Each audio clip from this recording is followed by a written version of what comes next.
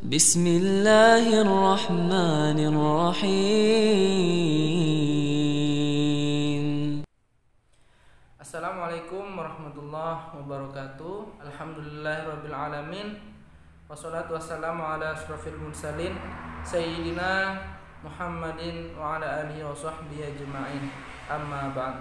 Rabbi shrah li sadri wa yassir li amri wahlul 'uqdatam min lisani yafqahu qawli. Alhamdulillah kita bisa dipertemukan kembali tentunya di channel YouTube Bang AR. Dan kali ini saya akan berbagi informasi atau sharing terkait dengan video yang sempat viral beberapa waktu lalu, yang mana video tersebut menampilkan seorang ustadz yang sedang membimbing para jamaahnya untuk membacakan suatu ayat dari Quran surat Al-Baqarah ayat 221. Dan anehnya bagi saya dan mungkin juga bagi para pendengar semuanya, sang ustadz tadi membacakan surat atau membacakan ayat tersebut dengan bacaan yang masih perlu banyak dikoreksi dan juga masih banyak kekeliruan. Nah, di sini tentunya saya akan mencoba untuk membedah atau membongkar beberapa kesalahan yang dilakukan oleh sang ustadz tersebut. Nah, tentunya di sini saya bukan bermaksud untuk menggurui atau bermaksud lebih pintar dari beliau, tetapi di sini kita saling belajar atau saling mengoreksi. Mungkin saja bacaan kita juga masih banyak keliruan. Oleh karena itu di sini saya akan berbagi sedikit informasi yang bisa saya sampaikan. Apabila ada kebenaran di dalamnya itu murni dari Allah Subhanahu wa taala, dan apabila ada kesalahan itu murni karena minimnya ilmu saya. Nah, untuk itu agar tidak penasaran dengan video sang ustadz tersebut, mari kita simak video lengkapnya. Semuanya sekali. Surat Al-Baqarah, surat kedua, ayat 221, tentang larangan menikah justru ini. A'udzu billahi minasy syaithanir rajim. Yuk.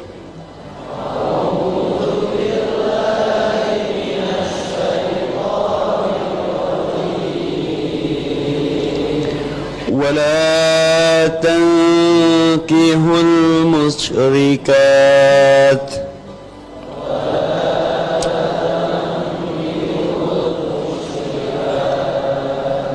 حتى يؤمن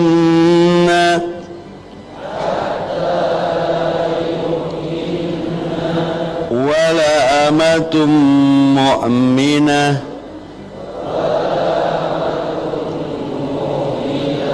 ولا أمة مؤمنة خير من مشركات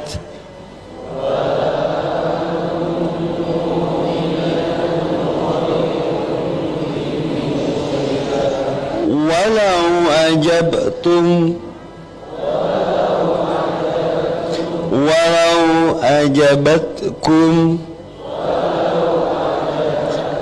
ولا تنكحوا المشركين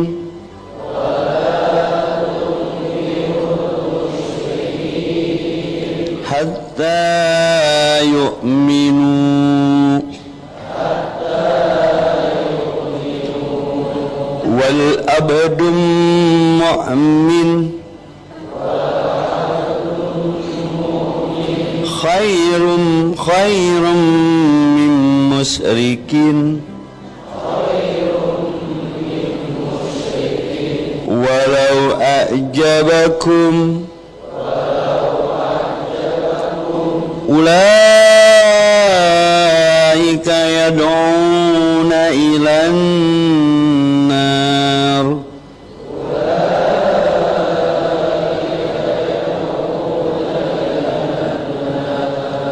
والله يدعون إلى الجنة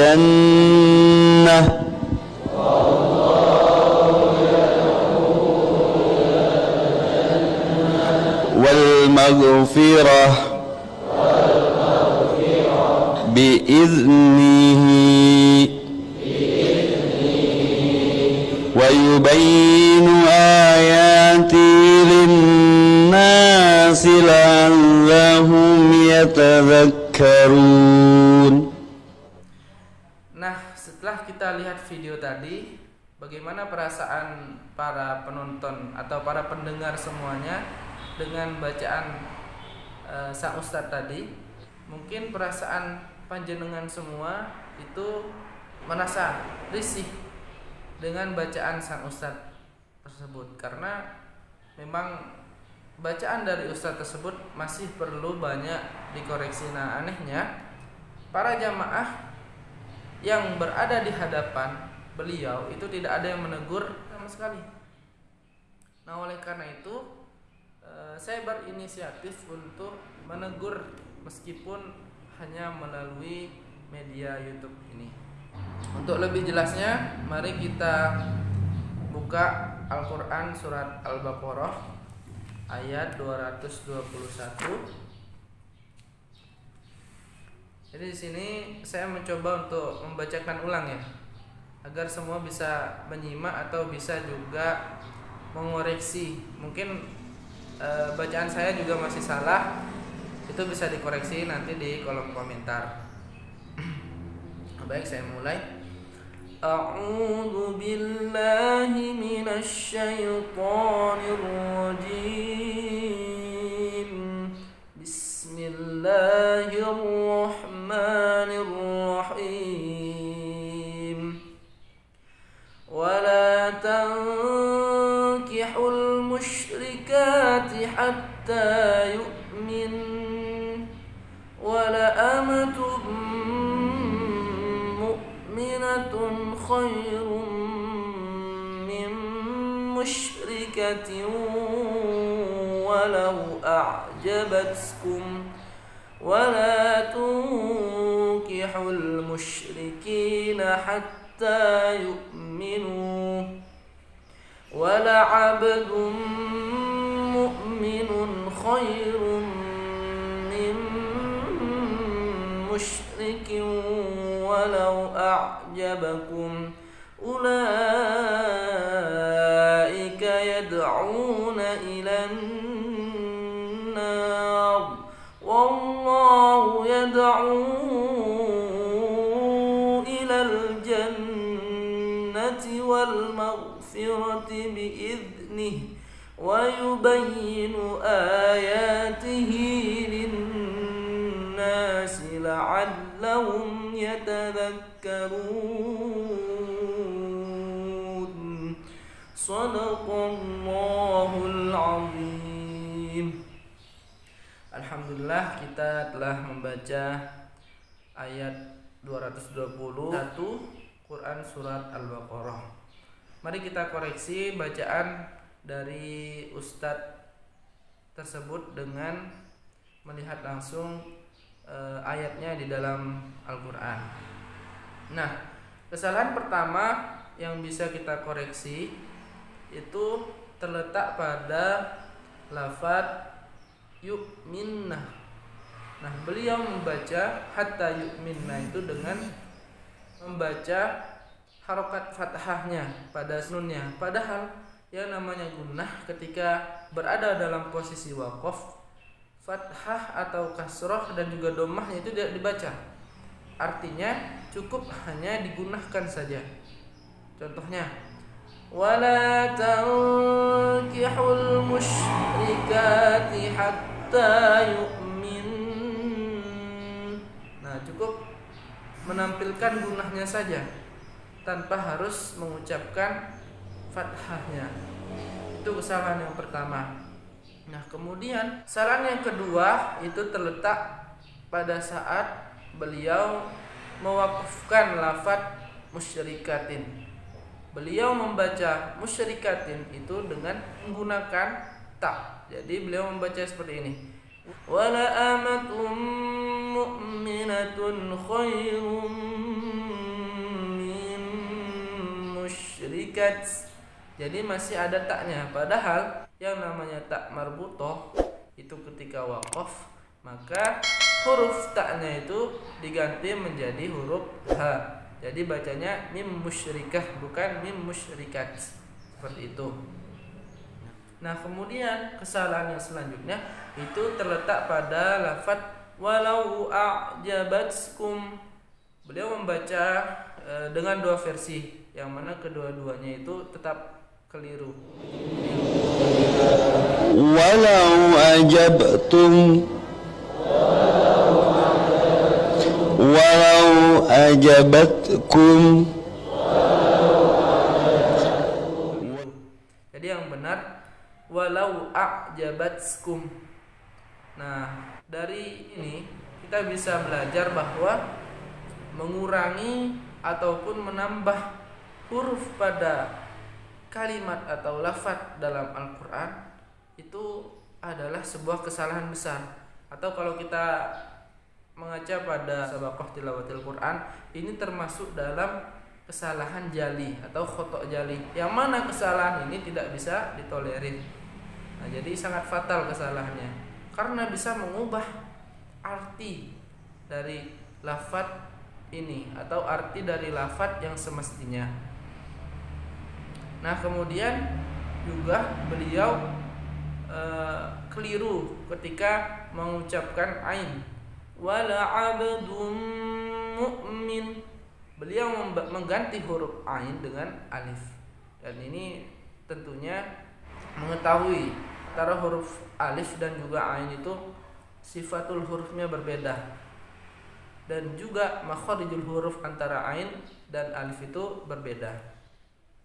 Nah, selanjutnya beliau juga mewaqafkan atau membaca ayat atau membaca lafaz dalam ayat ini tanpa memperhatikan waqaf. Jadi waqaf kan ada banyak, ada waqaf tam, kemudian waqaf hasan, waqaf kafi, dan yang paling rendah itu adalah waqaf qabih. Dan saya melihat bahwa beliau membaca Al-Qur'an tidak memperhatikan waqaf.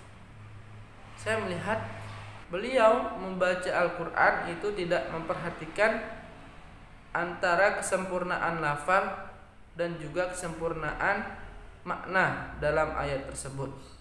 Semisal wala abdun mu'min, beliau baca sampai sana. Nah, ketika kita melihat arti dari wala abdun mu'min, ketika budak laki-laki yang mukmin.